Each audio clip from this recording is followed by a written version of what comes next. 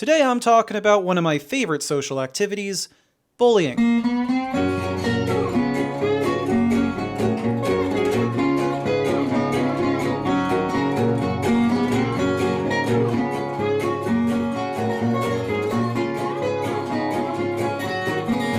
No, I'm not talking about getting your lunch money stolen or what was portrayed in Mean Girls. I've experienced that, and the world's no better for it. I'm referring to constructive bullying, the type of bullying that makes a show like Survivor so fun to watch.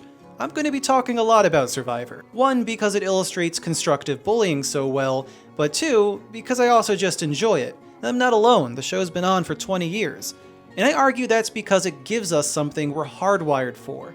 It takes a group of contestants and allows them to utilize social strategies humans evolved to perform, which, if you're living a quarantined, superficial life like I am, is something you wish you could experience. So bullying. Why everyone's doing it and you should too. Let's start our deep dive by discussing the oldest form of bullying, our ancestors' bullying, gossip. It's been theorized that gossip played a crucial role in the evolution of language, so it's been with us a long time. It's able to spread social norms and set behavioral guidelines naturally, making it an important contributor to cultural learning.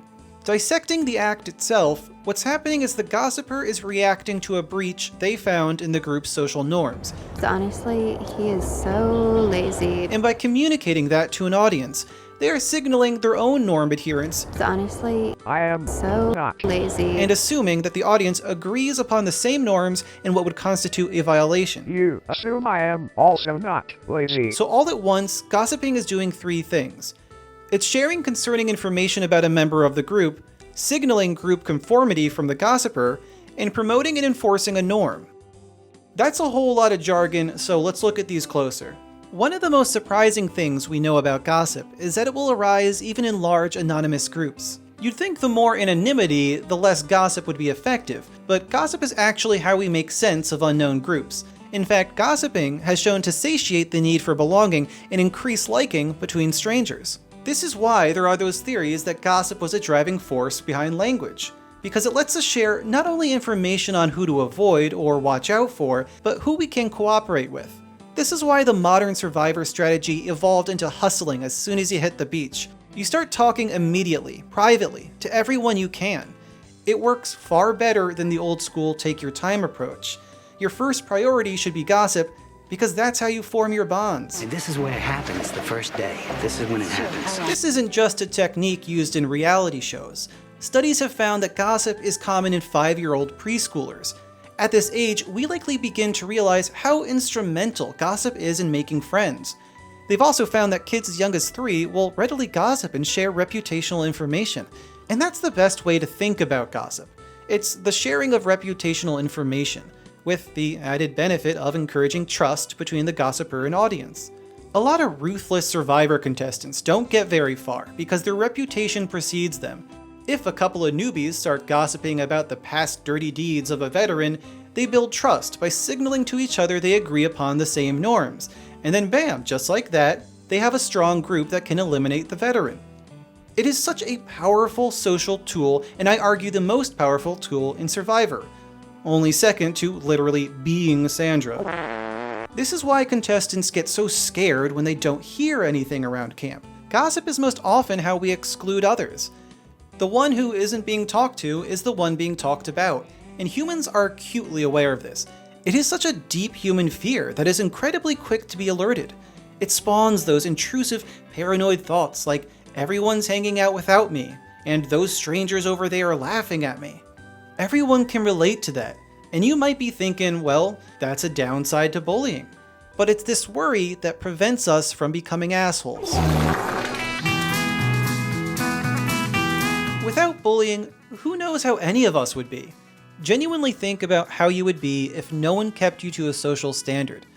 I remember in college making a condescending remark about someone's singing talent, and I was immediately shut down by my friends, who more or less just called me a dick.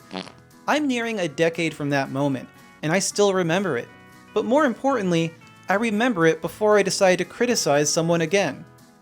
We need others to remind us how not to be.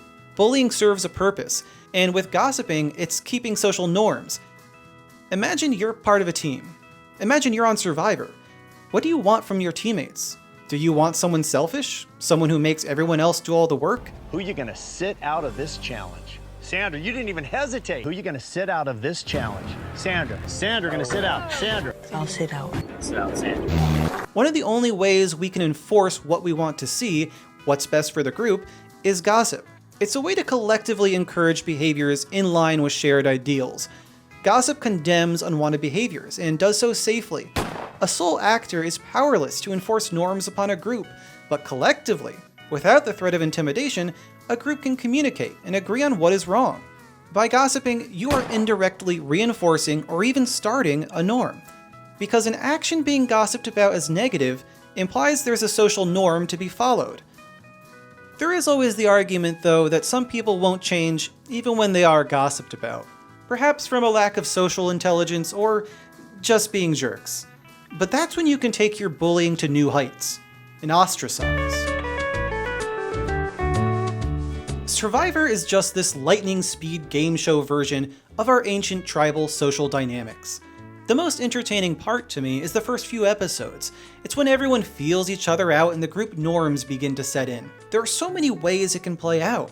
Sometimes groups are boring, everyone's on the same page and they're a healthy functioning tribe, but other times you get these nonconformists, the ones who refuse to adapt to anyone else's norms. And our lizard brains love that. They're so hardwired for gossip. The strong nonconformists are the best because they essentially impose their own norms on the group, and you get to see how the tribe handles this.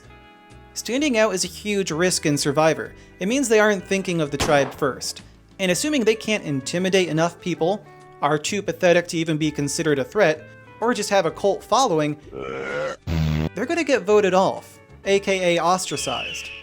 Ostracizing is our most severe social tool, and it's always been around, perhaps predating humans, as they've found chimpanzees who practice it as well. For our ancestors, social exclusion was often a death sentence. We couldn't live alone. And although that's no longer true, our evolution has left us with mechanisms that are hypersensitive to ostracism. Our subconscious can pick up on the slightest threats of social exclusion, and this worry to not be excluded has shown to actually increase collaboration and social civility. We improve how we treat others. However, for those who don't and have to be ostracized, well, their experience can actually be the push they need. When ostracized, we have an immediate reflex. Something has threatened one of our fundamental human needs, and we need to fix it. According to the need fortification hypothesis, during social exclusion, we will feel, think, and behave in ways that will reestablish our optimal levels of the threatened need. Meaning that we will respond pro-socially. Ostracized individuals will often respond with increased cooperative behavior, attempts to forge new social bonds, donations, and non-conscious mimicry. Meaning that suddenly those social norms that weren't being followed will now start appearing. This is a reduced look into the psychology. It's more nuanced than this, with some personality types, like those with control issues, reacting with more controlling and antisocial behaviors. But in general, this is a good framework for those who lose their belonging. I see far too often how bullying is a bad thing, but I want to see more of it. I want to see bullying for change. We should be holding each other accountable. There are social norms I believe we can all agree on, like the golden rule. We've all seen just how bad people can get when they are protected from bullying. People who isolate themselves from the haters or anyone willing to call them on their bullshit. They become delusional, convinced their norms are what the rest of the world live by. Or there's people who have enough power or wealth to be insulated from any bullying, as no one in their community is at their level. This is why bosses become such abusive assholes, why Steve Jobs should have been bullied daily but wasn't. This is also why people become weirder and weirder when they live alone. No longer having a community to keep you in check means you are free to spout whatever nonsense or keep as many piss jugs you like, because in your community of one, that's the social norm. We need to have peers call us out when we're behaving poorly. Know someone who treats retail workers like garbage? Gossip and exile. Know a friend who cheats on their partner? Gossip and exile. Someone who chews with their mouth open? Chill, chill, chill. Spread the norms you want to live in. There's far too many people with shitty acquaintances, friends, or family complicit with their shittiness. It's your job as their peer to bully them. Bully for change.